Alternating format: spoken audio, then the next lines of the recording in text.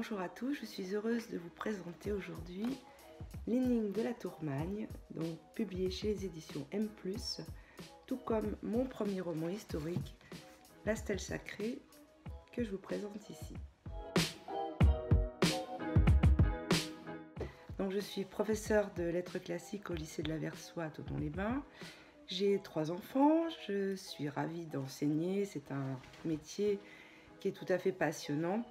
Et j'ai toujours eu d'ailleurs le goût de la lecture et de l'écriture, mais l'écriture, je n'ai pas choisi d'écrire, en fait, c'est tel qui est venu à moi.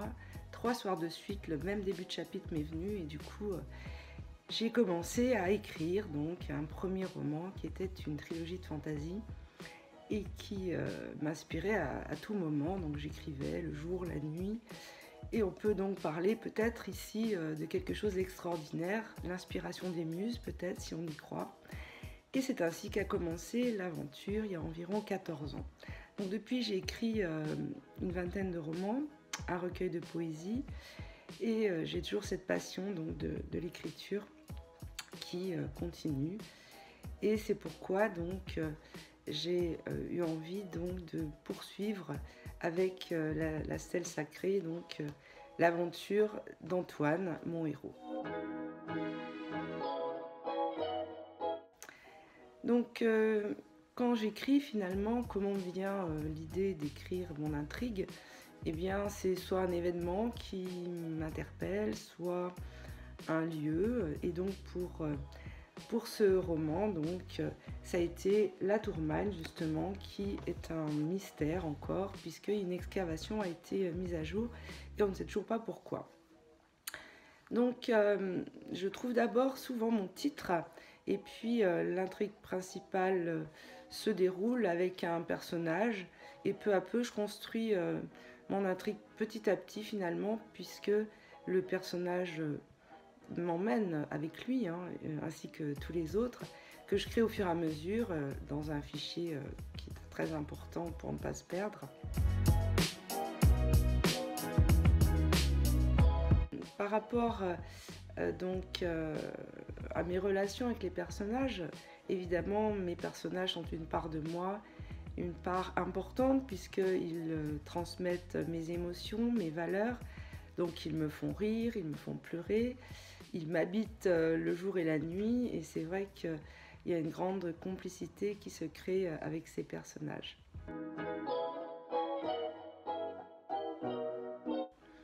Concernant la littérature avec mes élèves, évidemment, je suis assez bien placée pour leur parler du processus d'écriture et à l'occasion, donc, je ne manque pas de leur rappeler l'importance du rythme de la phrase, de la ponctuation, la fluidité qui est importante, les pauses aussi, et je leur parle de 2 grands auteurs qui sont des grands classiques, donc Flaubert qui avait un gueuloir pour voir si ses phrases sonnaient bien, qui reprenait le lendemain tout ce qu'il avait écrit la veille, et puis Stendhal donc qui lui au contraire poursuivait dans la foulée son intrigue, et donc je suis peut-être un petit peu entre les deux, plutôt plus proche de Stendhal que de Flaubert. J'aime bien continuer sur ma lancée, même si je fais très attention à la fluidité, à la musicalité de mes phrases.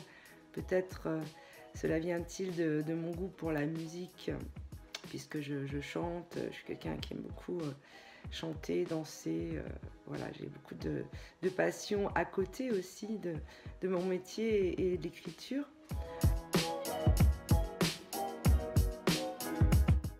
Concernant donc le contact avec mes lecteurs, donc au début je me suis inscrite à la Société des auteurs savoyards et puis donc j'ai fait des salons avec eux, donc comme chaque année d'ailleurs, et j'ai aussi fait 2 fois le salon du livre de Genève. Et donc, c'est toujours intéressant de rencontrer des lecteurs, surtout quand ils reviennent vous voir en vous disant qu'ils veulent absolument votre livre parce qu'ils ont adoré le précédent, même s'ils ne savent pas de quoi ils parlent, mais ils sont tout contents de venir vous l'acheter et ça, c'est un vrai bonheur. Ça me rappelle une anecdote. Une fois dans un salon, une dame m'a acheté justement la stèle sacrée le matin. Et elle est revenue en me disant: oh là là, votre livre, c'est de la musique. Ça ressemble vraiment à de la musique. Et en plus, votre héros s'appelle Antoine comme mon fils. Et du coup, elle m'a acheté ma première trilogie de fantasy dans la foulée. Mes lecteurs, évidemment, je les ai également trouvés chez Facebook, sur Facebook et Instagram. En fait, je suis que depuis 3 ans. Et j'ai fait vraiment des rencontres formidables avec d'autres auteurs. J'ai vraiment créé des liens.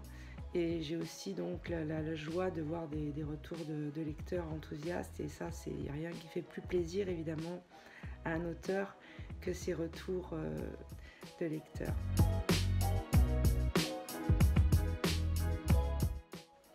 Donc finalement, comment est née l'énigme? Puisque c'est un roman qui n'apparaît qu'à peu près 10 ans après La Stèle Sacrée. Et en fait, ce sont mes lecteurs qui m'ont demandé à plusieurs reprises d'écrire une sorte de suite. Ils avaient envie de retrouver les personnages, celui d'Antoine. Et donc j'ai fini par avoir une idée. En fait, ça m'est venu du fait que je visitais Nîmes et qu'il y avait cette fameuse tourmaline, justement, j'en parlais. Et c'est ce qui m'a donné l'idée de faire prendre place l'action donc à Nîmes, qui est une ville évidemment riche en histoire. Et puis donc ce sont ici les personnages de Sophia et de son frère Thomas, les filles et fils d'Antoine, qui vont mener l'action. Puisqu'au début du roman, malheureusement, leurs parents ont eu un accident de voiture, ils doivent vider l'appartement, ils trouvent un manuscrit qui s'intitule donc Le mystère de la tourmaline, écrit par Antoine, donc ébauché par Antoine. Et du coup, comme il retrouve également d'autres objets du passé, de l'extraordinaire voyage d'Antoine dans le passé, eh bien, il y a une sorte de connexion qui se crée. C'est encore par le biais fantastique que j'aborde le sujet. C'est en touchant un portrait que Sophia a une vision. Donc, et du coup, ça lui donne envie, évidemment, de poursuivre l'œuvre de son père. Et c'est comme ça que commence donc l'écriture pour elle de ce roman. Évidemment, je me suis un petit peu identifiée à elle.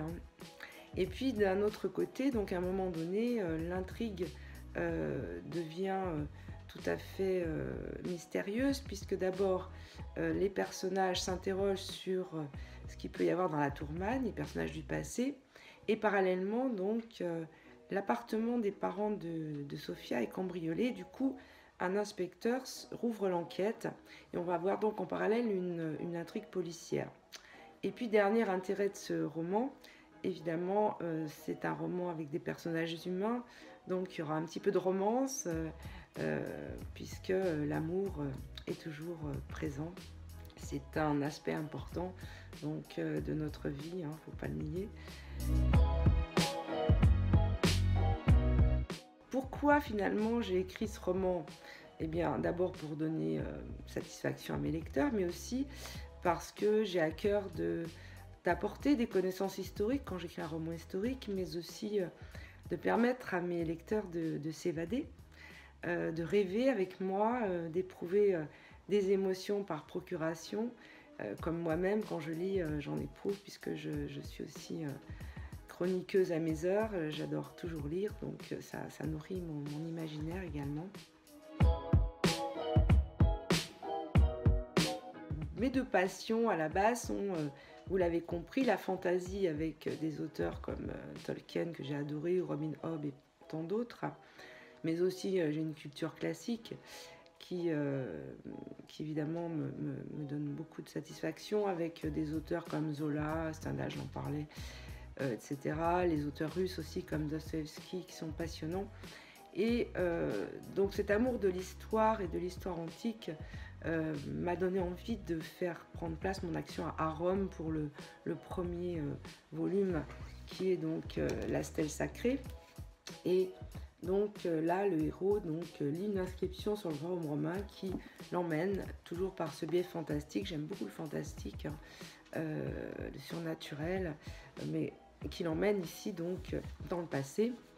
donc en compagnie d'un grand celte roux qui lui fait traverser l'Italie à feu et à sang. Donc c'est un roman qui permet effectivement d'appréhender la période du 1er siècle après Jésus-Christ, alors que l'énigme va prendre place un peu plus tard, donc au début du 2e siècle. Donc le Rome est une ville magnifique que j'ai visitée, et j'en profite donc au début du roman de la Stèle pour faire la visite un petit peu avec mon héros qui la découvre avec des yeux émerveillés. Mes projets donc pour l'instant ce sera peut-être pas d'écrire un 3e tome, à moins que j'ai une aspiration subite, mais pourquoi pas, je ne repousse pas l'idée. Non, je suis plutôt en train d'écrire le 4e tome de ma 2e trilogie de fantasy. Et puis en parallèle, comme j'aime beaucoup les projets participatifs, où j'ai déjà collaboré à 2 romans pour l'association Pluriel, donc de façon tout à fait gratuite, avec d'autres auteurs, et bien là je suis en train d'écrire un roman à 4 mains qui n'a rien à voir avec l'histoire, mais qui est plutôt une romance un peu cozy mystery, une romance qui parle d'un couple gay à qui il arrive des tas d'aventures. Il y a aussi du suspense. Donc voilà, je m'amuse beaucoup en fait dans l'écriture, parce que c'est vraiment mon but, et je pense que si moi je m'amuse dans l'écriture, les lecteurs le sentiront et seront justement beaucoup plus happés par l'histoire.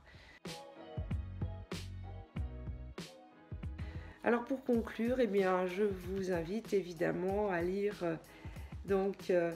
mes 2 romans publiés chez M+, et éventuellement à découvrir mes autres romans. Donc je vous souhaite une excellente journée et je vous dis à très bientôt, peut-être en dédicace maintenant qu'on a un petit peu la possibilité.